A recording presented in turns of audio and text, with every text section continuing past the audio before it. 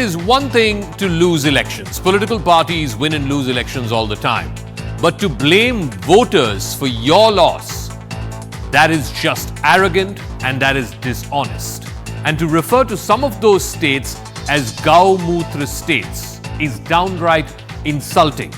Today, a DMK MP, Senthil Kumar, insulted the North Indian states of Rajasthan, Madhya Pradesh and Chhattisgarh, which just a couple of days ago elected BJP governments with resounding mandates. He referred to those states and the people of those states, the voters of those states, in the most pejorative fashion as Gaumutra states.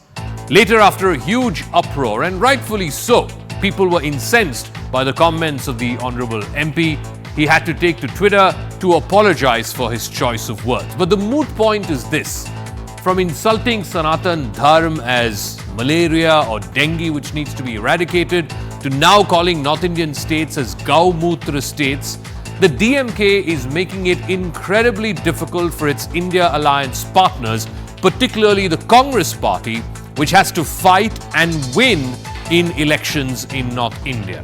So whose case is it that the DMK is actually fighting for? Because it clearly, with the Sanatan comments and now these North Indian states as Gaumutra state comments, is actually undermining the case of its own partners, whom it needs desperately to take on the BJP in 2024. But first, the story of the day so far.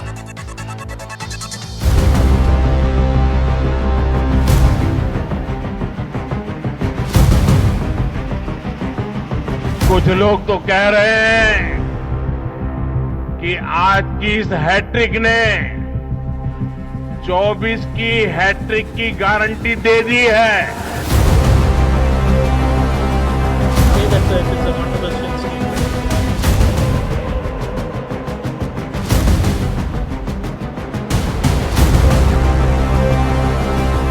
See, since I already made this and it's already there in the parliament, it's already there in the records. If they find it anything, they can just remove from the parliament record.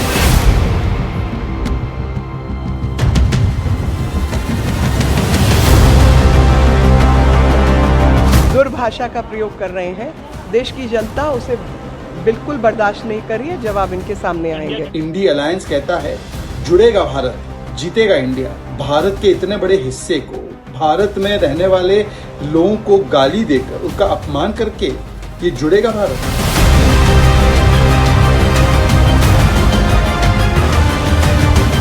गौ माता को हम सब अपने श्रद्धा करते हैं। इस बात से हमारे कोई लेना देना नहीं।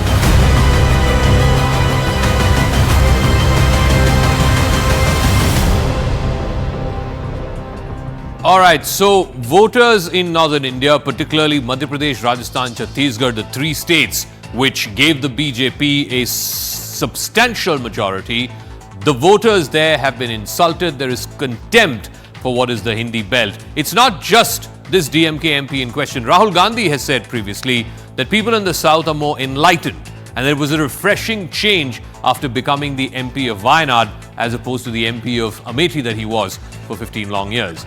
Udayanidhi Stalin, the DMK leader and heir apparent, said, and these comments of course went viral not just in India but around the world, that Sanatan Dharma is like malaria and dengue and it needs to be eradicated. A. Raja, his fellow party colleague, said that Hinduism is the biggest menace to India and to the globe. Karti Chidambaram, member of parliament of the Congress party, the son of the former finance minister Mr. P. Chidambaram, he said Sanatan is simply a code for the caste curse. TKS Elangovan, one of the senior leaders of the DMK and a spokesperson, he says Hindi turns people into Shudras and that Hindi has no place in a state like Tamil Nadu. K. Ponmudi, who is the Tamil Nadu minister, said that learning Hindi makes you fit only to sell Pani Puri on the streets of Chennai. Now, clearly, the remarks of Senthil Kumar have not gone down well with the BJP. CT Ravi has hit out of the India Alliance. He's tweeted, and this is part of our Motorola, India's best 5G smartphone brands tweet of the day.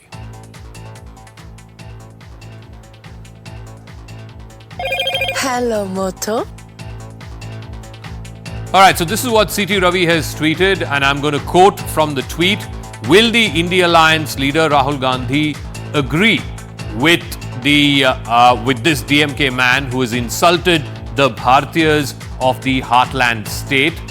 He's also gone on to say, how long will the Congress and its allies insult Bhartiyas? Before we get to our debate, this whole idea that's been floated, it started with Karti Chidambaram's tweet on the day of the counting, and then subsequently Praveen Chakravarti, who was the head of the data center for the Congress party, he said the North-South divide is getting etched in and so on.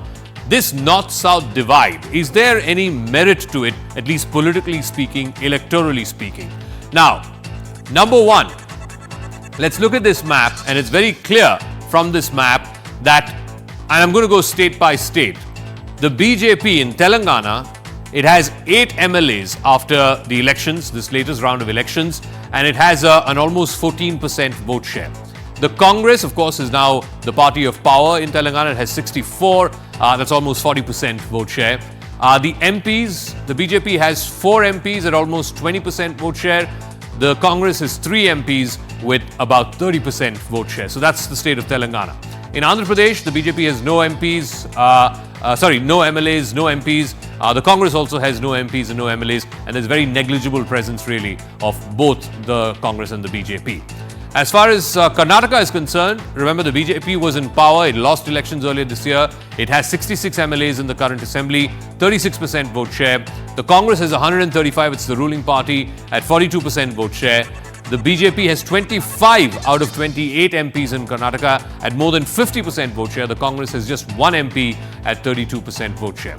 Then you have the state of the state of Tamil Nadu. In Tamil Nadu, the BJP has 4 MLAs at a little over, I think, 2% vote share, a little over 2% vote share.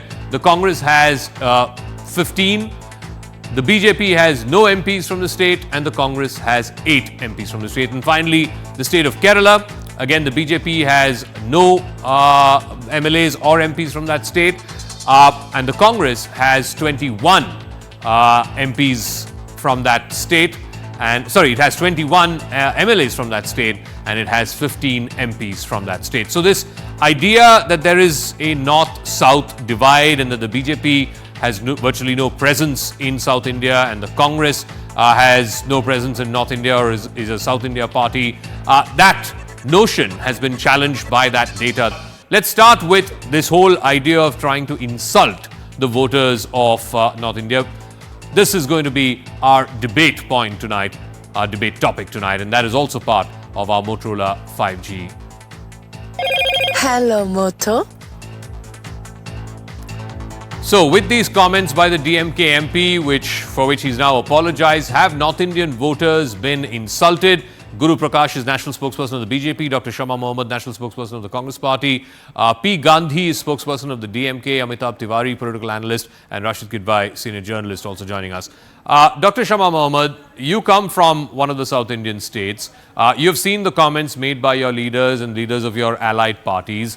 Is this something that the Congress stands with, it endorses, or is this something that you condemn? Because I'm not seeing enough voices, senior voices in the Congress party, come out and condemn this. And also, could you explain to our viewers how you hope to compete and win elections in North India? Because you have to do that. The DMK does not need to. But you have to compete and win elections in North India when your own allies seem to be hell-bent on insulting Hindus and, in this case, insulting North Indians. Zaka, we are all one, North Indians, South Indians, East, West, we are all Indians, and I believe that, and my party believes that. My party stands for each and every Indian. And I wholeheartedly condemn what the DMK MP said in Parliament. It is not justified at all, it is wrong. And I believe he has apologized. But I also, having said all of this, you just now mentioned some percentage of votes, I saw that. Similarly, we in most of the North Indian states have around 40% votes also. So we also need not be ridiculed by the Prime Minister of India like he tweeted today. Having said all this, I must remind you of something. You are from Kerala, I am from Kerala. In 2016, the Prime Minister of India called my state, Kerala, Somalia. He has not apologized to any Keralite. Later on, the last Lok Sabha election, the Home Minister, well, he was then not a Home Minister, he became the Home Minister after that, Amit Shah, called Wayanad, a district next to mine, Kannur, Pakistan. How do you feel? How do you think I feel? Did the Home Minister of India apologize to the Keralites? Did the Prime Minister of India apologize to the Keralites? So you can abuse the South Indians or whatever you say, Keralites. For me, it was abuse.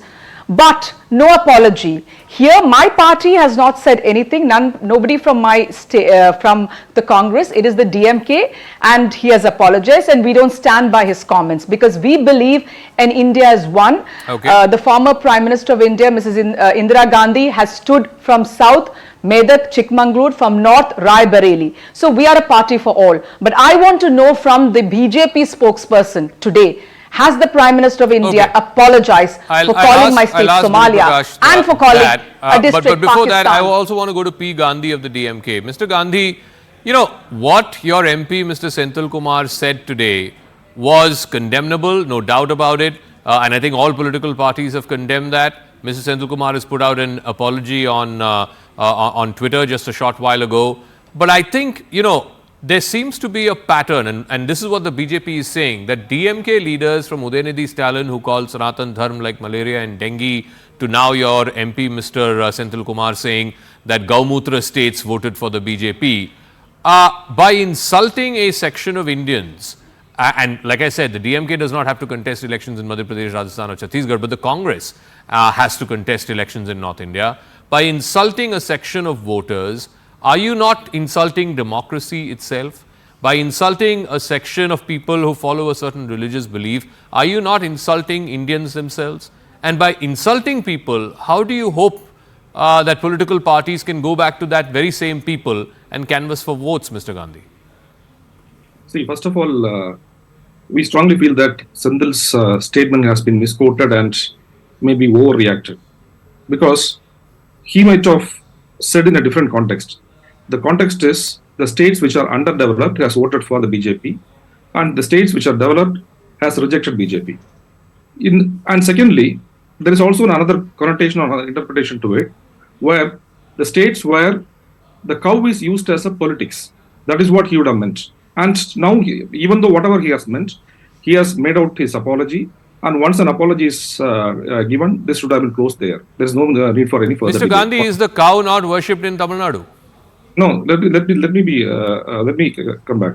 It is not a question of worshipping cow. Anyone is free to worship anything. Whether if I want to worship cow, I may worship cow, I may not worship cow. That is a individual's preferences. Okay. But the issue here is whether you can do politics on the making cow as an issue. So you have never done politics on the issue of cow. Please remind me in 2016 when the entire state came down to Marina Beach protesting against the Supreme Court verdict on Jallikattu. Was that not for cow? Let's not get upset. No. That is that is for some other animal. When you play that sport Jallikattu with some other animal on Pongal day, second day of Pongal every year. We in Tamil Nadu is not trying to kill anybody in the name of cow, which has happened in northern India.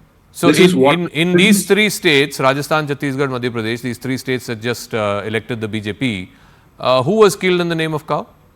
No, there are instances where name them. No? In Uttar Pradesh, people have been. Uttar Pradesh did not. Mr. Senthil Kumar was not referring to Uttar Pradesh. He has also. Mr. Senthil Kumar, your MP, did not refer to Uttar Pradesh. He referred to these three states. He was referring to this particular area. That's it. These three states. In fact, the sentence that he used. What he was saying is, and what Mr. Gandhi, 1 second. Just give me 10 seconds. What Mr. Senthil Kumar was referring to was these three states which elected the BJP, and he said BJP may come to power in Gaumutra states, but you can't do anything in South India, right? So please tell me, you just said politics in the name of cow has happened in these three states. People have been lynched in the name of cow in these three states. Please tell me in these three states who was lynched in the name of cow. He was trying to make a generalized comment with respect to this particular area. That is it. So you stand by the generalized comment about this generalized area, that they are all generalized Gaumutra states. Saka, even Senthil Kumar has made an apology. Let's be so there is no point in me standing with him. Senthil Kumar himself has made an apology. The party has asked him to make an apology. He has made an apology. Okay. Because whatever be the intent, of course, it should not hurt anybody. So he has made an apology. So Mr. Guru Prakash Paswan of the BJP, the contention by both the Congress spokesperson, the DMK spokesperson, is that the said MP has apologized. He has withdrawn his comments. The comments have been expunged from Parliament. that is not something that can be said of the seeming insults that have been made by your leaders against South Indians and South Indian states. That is Shama Mohammad's contention. Please respond. Zaka, we have to understand a couple of things first. I think there is a pattern to this pogrom. I think there is a method to the madness. First, you had Mr. Udayanidhi Stalin leading a campaign against the Sanatan Dharma. And the Congress's tacit approval or an indirect support to Mr. Stalin's commentary. And now you have this. So clearly there is a pattern. Zaka, we have to understand that they survive, they exist on the politics of fault lines. Mr. Rahul Gandhi, the leader of the Congress party, he went to the town, Uttar Madhya Pradesh, Chhattisgarh, Rajasthan, caste census, caste census, caste census. Only this morning I was reading a report. There are 112 aspiration districts. In the tribal dominated areas, the Bharatiya Janata Party has done resoundingly well. The point is not that. The point is that the entire argument of the North versus South and the politics of fault line and projecting is as a civilizational fault line, we have to understand. You rightly pointed that the vote share of the Bharatiya Janata Party in Telangana is more than 20%. We are running a government in Pondicherry in coalition with NR Congress. We have 25 member of parliament from Karnataka. The vote share in Karnataka is phenomenal. I am sure you have heard of Padma Shri Layya Raja, who is the first person from Dalit community who comes from Tamil Nadu to be sent to Rajya Sabha since 1952 from the presidential nomination route to Rajya Sabha in the space of art and culture. I am sure you have heard of Shantaram Sidhi, the only person from his tribal community, the Sidhi community, to reach the member of legislative council position. So the point is not this. The entire program, the entire madness initiated by the DMK on the behest of the Congress party needs an exposure now. Okay. The Congress party as an institution, the Congress party as a political party has been anti-Hindu since its very establishment. Look at the Shah Bano verdict. Look at what PM in 2007 Mohan Singh said कि देश के संसाधनों पे पहला हक मुसलमानों का है. Politics of minority appeasement and the politics of Hindu hatred. Okay. This is what on which the Congress party survives. And the Congress party needs to answer now. Again, this whole thing about it being part of a pattern, whether Udayanidhi Stalin insulting Sanatan Dharma, and I'm very sure, these things are not quantifiable. But I'm very sure that those comments had an impact in these recent elections in Madhya Pradesh, Chhattisgarh, Rajasthan. Why then is the Congress party not coming out and publicly, individual leaders came out and said that we have nothing to do with Udayanidhi Stalin's comments and so on and so forth. Why would seemingly a part of the India alliance, an important part of the India alliance, they say in Hindi, apne pair pe khuladi marna. You're actually hitting your own feet with a sledgehammer. Why would a party, and I can understand one-off comments, somebody said something, it was misconstrued, it was blown up. But now it's the second or third leader of that party who's saying this. And admittedly, I don't think the DMK will pay a political price for this in Tamil Nadu. The people who will end up paying a political price are the Congress party in North India, as they did in this recent election. So, please explain to us the political logic of why this is happening and continually happening. Rashid. See, Zaka, while you are spot on about all this matter, there is a practical problem. See, the coalition dharma is a political in nature. It is not about capping the thought of whatever stray or communal or reprehensible they are. Another political party cannot control it. Just that even the BJP was in alliance with the DMK. The DMK's stance on RSS was very well known to Mr. Atal Bihari Vajpayee. Yet that relationship continued. Just at the BJP alliance with the PDP, and PDP pronouncements were also very well known. So you see, India bloc is yet to emerge in a substantive way. But in spite of what can Congress tell, or for the matter Rahul Gandhi, Mallikarjun, tell Mr. M.K. Stalin or his party colleagues? No, surely they can pick up the phone and say this is unacceptable. As an ally, as a political party which is a partner of ours, this is unacceptable. Surely they can do that. No, see, Rashid, look, A party may or may not have influence on B party. I'm not getting into that. All I'm saying is, if something is politically damaging, forget about reprehensible, communal, whatever it is, but if it's politically damaging, the first instinct of all political parties, all politicians is self-preservation. why would the Congress party and senior leadership of the Congress party not come out and publicly say that we expect our allies to follow coalition dharma and take back those words? Zaka, I think we are picking issues. You see, look at so many remarks of central ministers, important BJP functionaries, I'm sure, which were obviously communal in nature. The Prime Minister of India doesn't endorse that, but it happens. And the Prime Minister has distanced himself from it, from Sadhu Pragya, Giriraj Kishore and several others. One second. It's one thing. Like I said, I may have a different view on, let's say, a commonly charged statement and whether or not leaders of the BJP should be condemning it or not. That is a separate thing. It's a matter of in this case, you are insulting an entire electorate. Whether you are insulting Sanatanis by saying it's like dengue or malaria, or by insulting North Indians in Chhattisgarh, Rajasthan, Madhya Pradesh, you are insulting an entire class of people, an entire populace of people. And I don't understand, I can't wrap my head around the fact that a politician or a political party which has to go back to those same people and ask for their votes, how is it condoning it? No, nobody is condoning it. Neither even I am trying to explain it. There cannot be any justification. But what I'm saying is, political parties and coalition partners have limitation. The BJP itself has experienced it. I've given example of Karunanidhi's remarks about RSS and all the kind of rabid remarks that we made in this government, in NDA government. The Prime Minister obviously doesn't endorse it. Okay. But that doesn't mean that So I'm saying thought cannot be controlled. Well, it is a problem of a political coalition. You see, there are socialists, there are leftists, there are all kind of people are there in this India alliance. How can you go on capping it on a political point? One second. Let me ask Amitabh Tiwari this. I don't think the freedom of expression argument quite cuts ice here. I mean, freedom of expression doesn't mean insulting a whole set of people, a whole set of voters, right? That's not freedom of expression. I'm sorry. My limited point is that, see, for the DMK, this may be politically expedient, politically convenient, for their leaders to make such comments, because clearly this plays well for their audience, this plays well for their vote banks, and that's their politics. But they have an alliance partner who has to fight in North India. In fact, they have multiple alliance partners who have to fight in North India. Do you think Nitish Kumar will endorse what Mr. Senthil Kumar has said? Do you think Tejashwi Yadav will endorse what Mr. Senthil Kumar has said? Akhilesh Yadav will endorse this? I mean, just last week, Akhilesh Yadav was in Chennai inaugurating the statue of VP Singh, right? The founder, father figure of Mandal in this country. And then the next week, a member of that political party calls all North Indians Gaumutras. I mean, come on, who are you kidding, Amitabh Tiwari?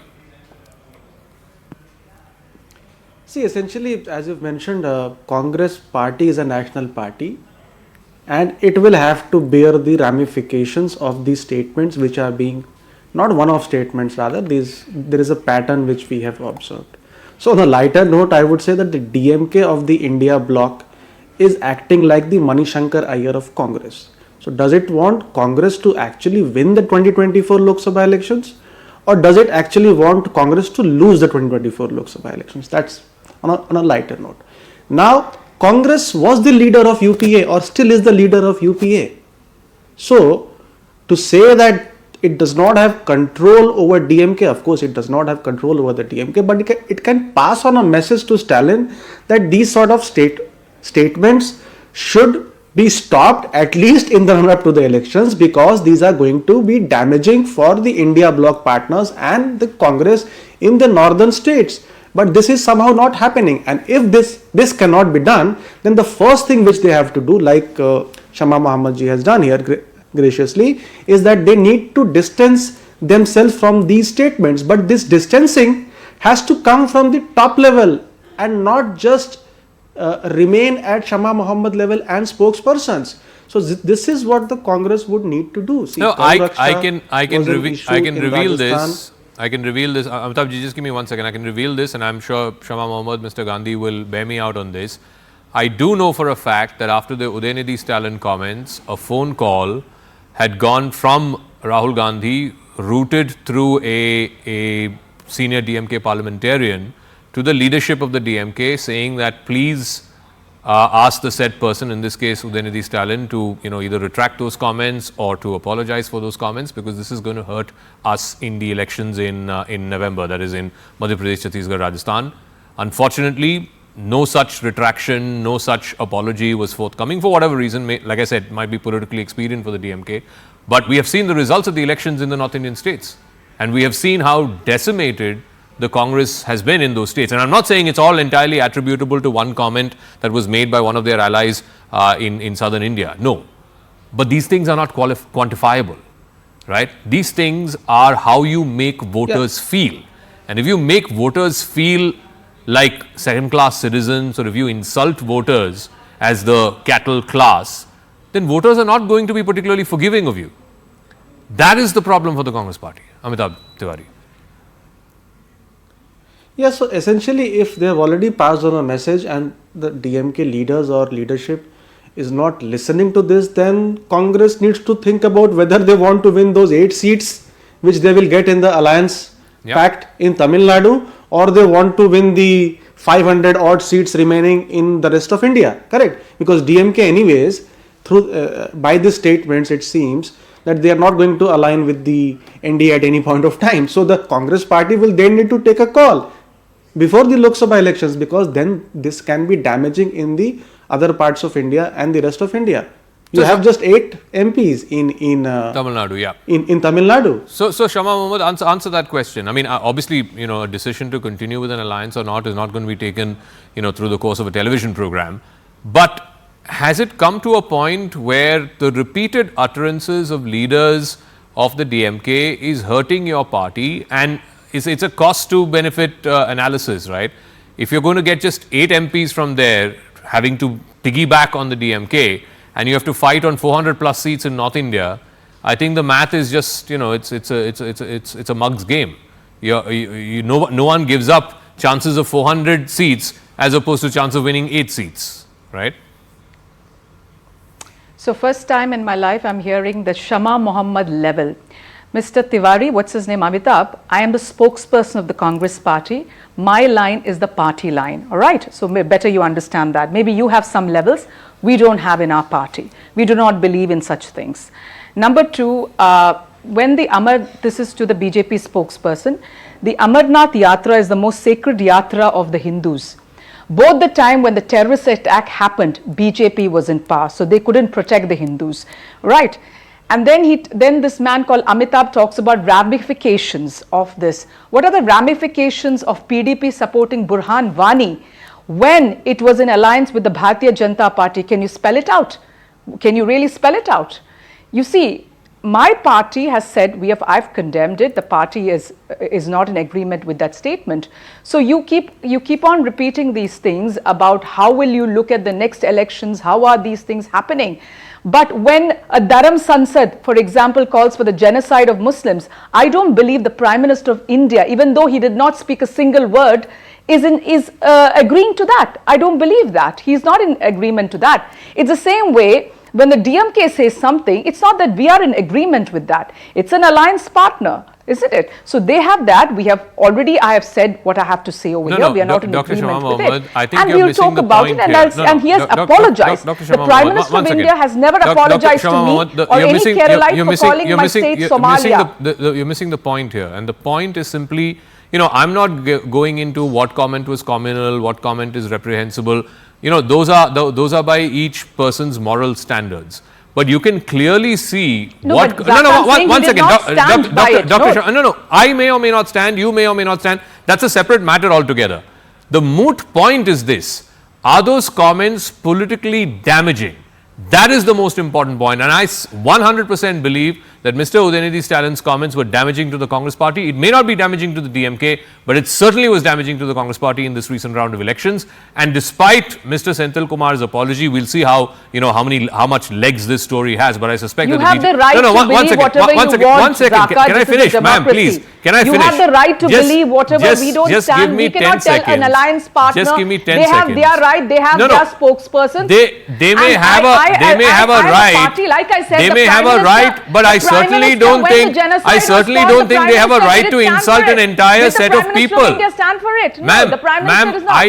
I don't think they did not cause damage to the Bharatiya Janata Party at that point of time. Any political Did the Prime party, Minister of India political or the Bharatiya representative Janata Party stand with has Mohan the Gandhi? right to insult an entire electorate. I'm sorry. I mean, look, I'm not a politician. You are.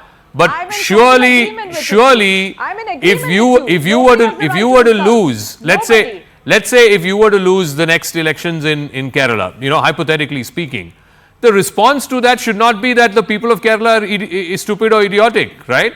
The response to that should not be that voters in Kerala don't know better. Come on, no politician says that. Why are you telling the converted, Zaka? So it's not from me, the statement, or from my party. I'm in total agreement with you. But you need to ask the DMK spokesperson sitting here. So then the DMK spokesperson, and I've asked Mr. Gandhi I have told you multiple examples. Mr. Gandhi, you will have to convince the viewers of this program, you'll have to convince the voters that this is not a repeated pattern, because clearly the BJP is making it out to be a repeated pattern, and it's there for all to see. Mr. Udayanidhi Stalin, despite making those comments and despite such a huge backlash to it, I did not hear in the last 2 months that since he made those comments, the word sorry from him. I haven't, maybe I've missed it, but I haven't heard the word sorry from him. And suddenly, after this, one second, let me finish. And the question is to Mr. Gandhi, please. 1 second, ma'am. You said ask the DMK spokesperson a question, and I'm asking him. Please don't interrupt me while I'm asking him a question, right? So I haven't heard the word sorry from Udayanidhi Stalin despite 2 months of absolute outrage over his comments. Number one. Number two, and I think this comes back to the moot point, Mr. Gandhi. Please respond. You don't have a political cost to pay, but your ally does. And first it was Mr. Udayanidhi Stalin, then Mr. A. Raja said something, then Mr. Ilangovan said something, and today your MP, Mr. Senthil Kumar, has said something. When the BJP says that, look, this is a pattern, one after another, leaders of this party are insulting a class of people, a class of voters, people of a particular faith. Well, and the viewers are watching this, please convince them why this is not a pattern. See, Saka, first of all, these are all just presumptions. We DMK are not insulting any class of people or any particular religion or any particular faith. Our ideology is same for the last 50 or 75 years. We haven't gone, even an iota, we haven't drifted from our ideology.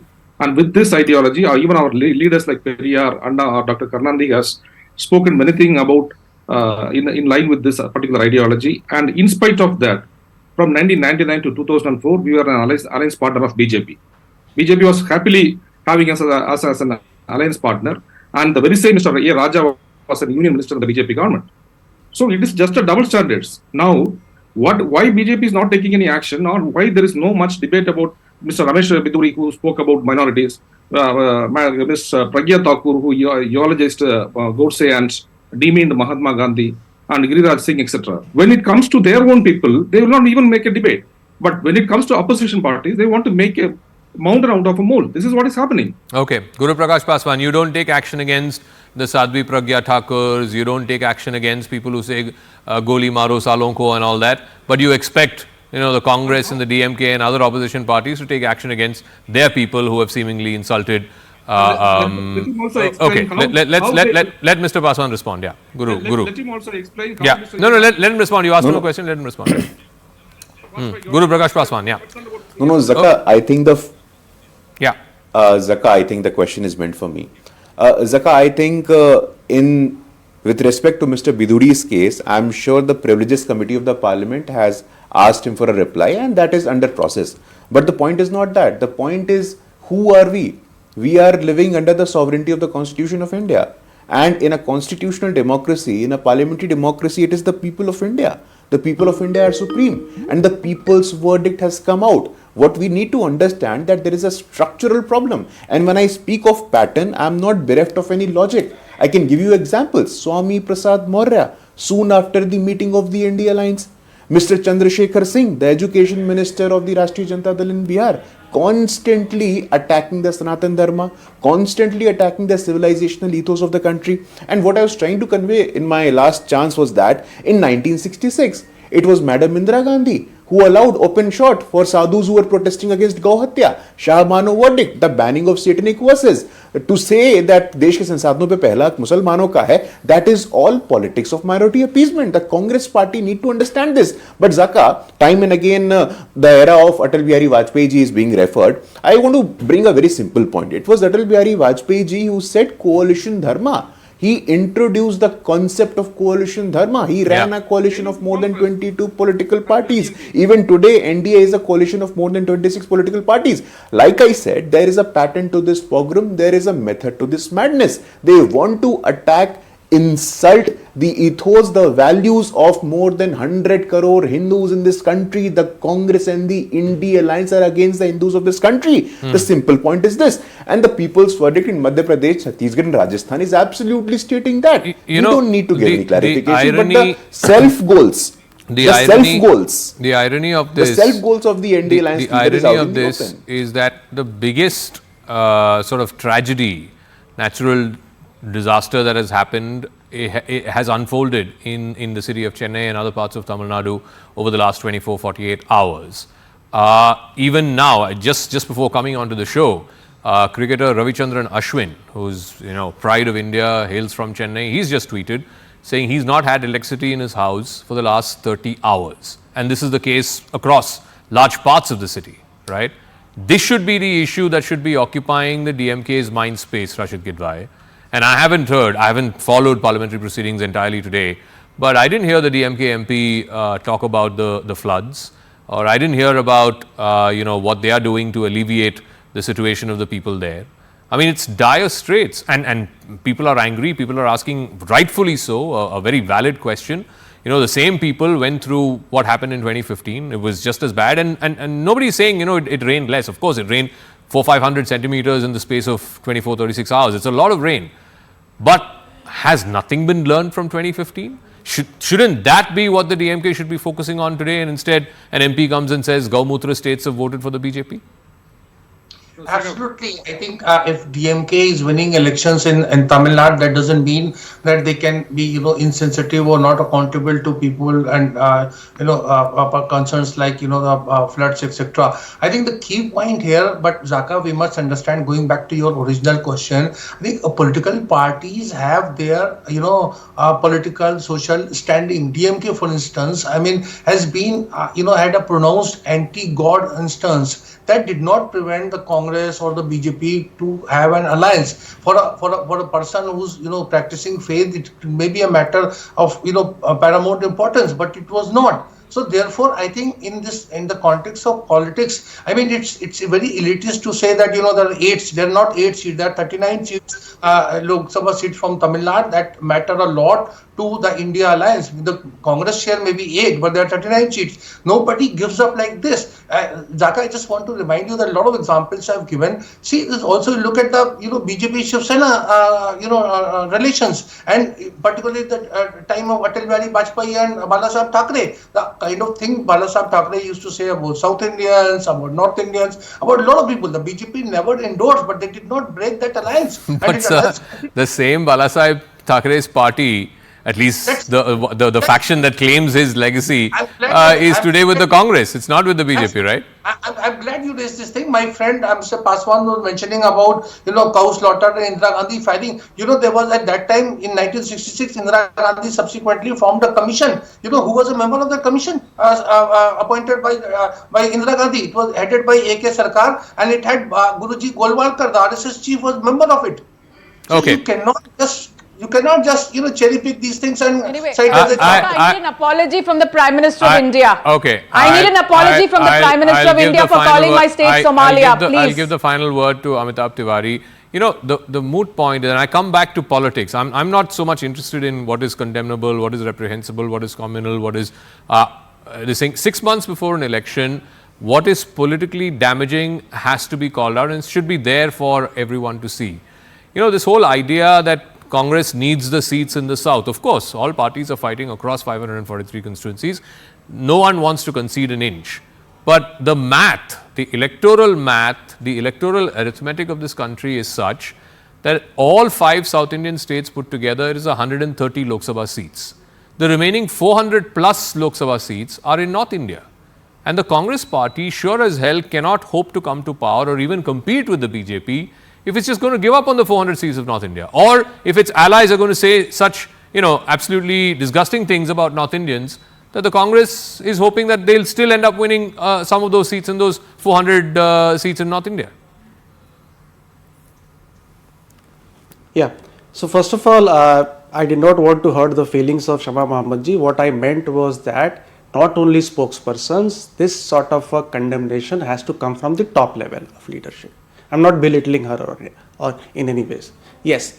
The second political thing is that of course it is political wisdom that these statements from an alliance partner continuously again and again are likely to, are damaging and may even damage the Congress party in the Lok Sabha elections in 2024.